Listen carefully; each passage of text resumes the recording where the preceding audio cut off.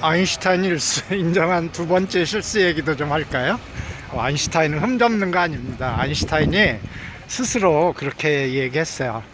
나는 정말 실수를 제일 많이 저지른 사람 중에 하나다. 그런데 문제는 없다. 왜냐하면 그래도 내가 한 정리는 위대하다. 그러니까 위대한 사람은 그런 실수에 대해서 연연하지 않은 것 같습니다. 우리가 그 상대성 원리 있잖아요. 그 상대성 원리는 우리가 시간에 대한 우리가 원리라고 생각을 하잖아요. 빨리 움직이면 시간이 천천히 흐른다. 특수 상대성 원리입니다. 일반인들이 이해하는.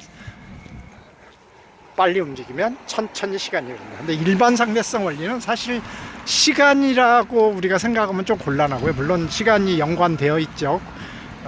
4차원 공간은 시공간이라고 하거든요. 그래서 시간과 연결되어 있는데, 여하튼 구체적인 건 뭐냐면 공간이 휘었다는 겁니다.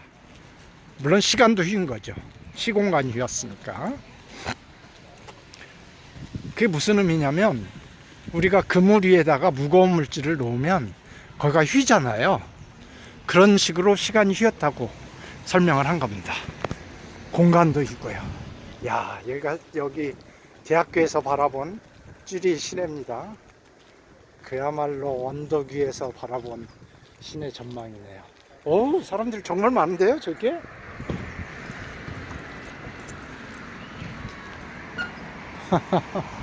저거 관광객인가요? 이 공과대학 앞으로, ETH 앞으로 사람들이 엄청 많이 와 있습니다. 저기가 관광 포인트인가 봅니다.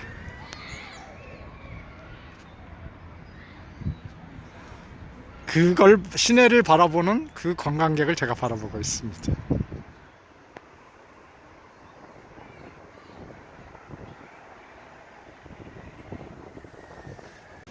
여기가 지금 학교 카페테리아입니다. 보이시죠? 아직 문을 안 열었는데요. 방학인가요? 문을 안 열었습니다. 대학교는 방학이 없는데, 대학은 뭐 수업이 없는 거지 방학은 없습니다. 학생들이 방학 동안에도 나와서 연구하고 교수들도 나오고 뭐 그렇습니다. 쭈리 시내가 정말 한눈에 보입니다. 아까 봤던 저 시계탑도 보이고요.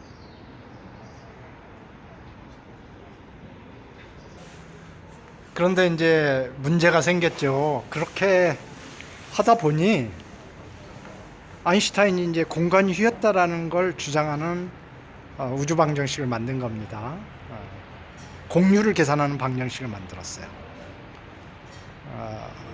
수학적으로 공률 계산하는 건 이미 많이 개발돼 있었거든요. 그 당시에 이제 구면기하라고 해서 아인슈타인은 사실 물론 잘했겠죠. 본인이 수학을 잘 못했다고 본인이 얘기하지만 잘했겠죠. 그래서 아인슈타인의 전기를 읽어보면 본인 친구 중에, 아인슈타인의 친구 중에 아주 리만 기하학을 잘하는 친구가 있었나 봐요. 거기서 아이디어를 얻었다 이렇게 기록은 되어 있습니다. 하여튼 수학 교수한테 아이디어를 얻어서, 그러니까 공간이 평평하지 않고 휘었다라는 아이디어를 얻은 겁니다. 그리고 그 공간이 휜 정도를 계산하는 식을 만들었습니다. 그게 바로 일반 상대성 원리입니다. 공간이 휘었다라는 거죠. 근데 이제 여기에 문제가 있습니다. 공간이 휘었다면 아주 무거운 물체를 갖다 넣으면 그 식에서 보면 그 공률이 무한대가 나오는 지점이 있어요. 공률이 무한대가 나오면 그게 구멍이 뚫린 거잖아요, 공간이. 그래서 하다마라라는 수학자가 물어봤습니다. 하다마라라는 수학자가, 당신이 발견한 그 공률식을 수학적으로 계산하면 공률이 무한대가 나오는 부분이 있다. 이거 어떻게 생각하냐 그랬더니, 우주에 그런 게 있으면 안 되죠. 이렇게 얘기를 했습니다. 근데 그게 뭔지 아시죠, 여러분? 그게 바로 블랙홀입니다. 그래서 처음에 블랙홀의 아이디어가 나왔을 때 아인슈타인은 격렬하게 세상에 그런 건 없다 이렇게 또 반대를 했습니다. 그리고 몇 년 지나서 sorry, I'm sorry, 블랙홀이 있는 것 같다. 그리고 실제로 지금 블랙홀은 존재하는 게 관측됐잖아요. 한 4, 5년 전에 정말 측정도 되고요. 예.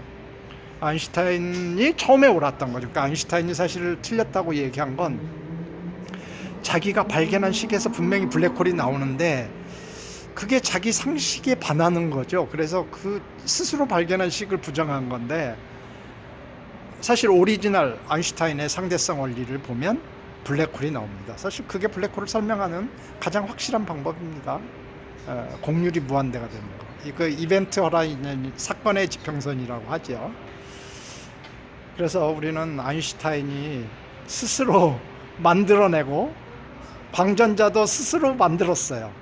또 공률이 무한대 나오는 것도 스스로 만들었는데, 그리고 본인이 상식적으로 생각해서 아 이거 말이 안 되는데 이렇게 해서 스스로 부정했는데, 결국은 모두 다 아인슈타인이 처음이 옳았다. 천재죠. 처음에 발견한 모든 게 옳았다. 이게 얼마나 천재입니까? 헉헉거리고 올라왔던 이 길을 내려갑니다. 내려갈 때는 안 헉헉거리겠죠? 어이구, 경사가 뭐 보통이 아닙니다.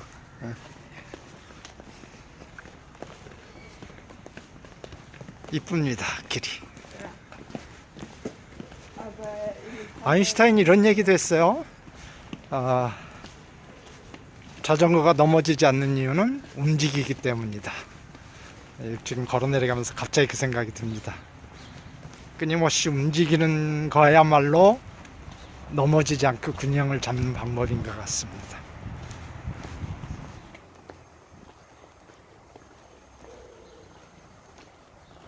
날씨가 너무 좋아요. 3월인데 시원합니다. 그러니까 춥지 않고요. 약간 사람들이 이렇게 두꺼운 파카는 입었죠. 그런데 얼굴에 맞는 바람이 너무 시원하고 아름답습니다. 여기 새들 보이시죠? 찌리의 모습이 정말로 평온하고 아름답게 보입니다. 이야, 이것도 올해 바깥에 서 있으면 춥겠죠?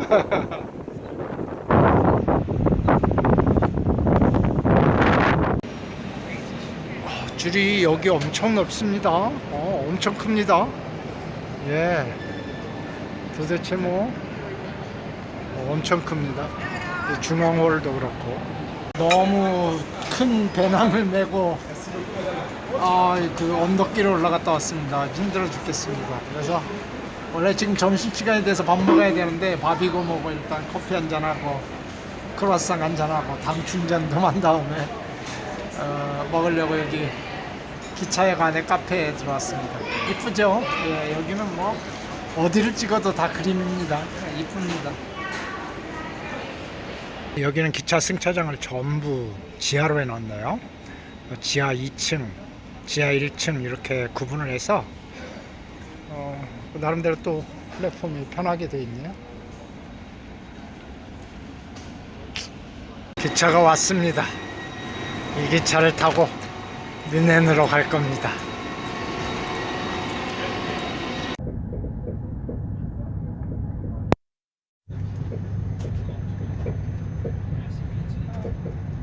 이제 스위스를 벗어나서 독일로 들어간 것 같습니다. 마을이 독일 느낌이 나지요?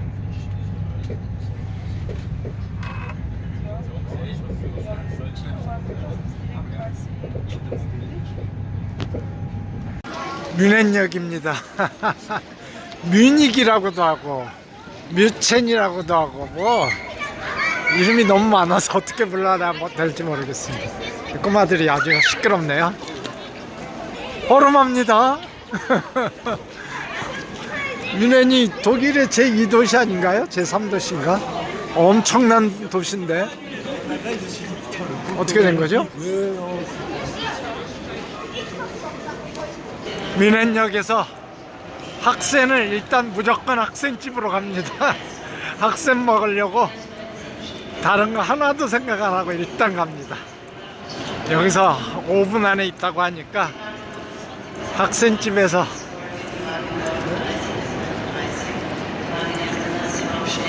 학센을 한번 먹어보겠습니다. 뮌헨역이 처음에 너무 허름해서 깜짝 놀랐습니다. 근데 우리가 뒷문으로 나왔나봐요.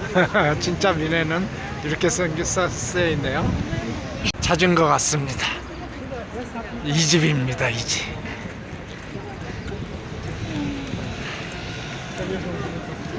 아닌가? 아닌 것 같기도 하고. 벽돌집 같은 데 있었는데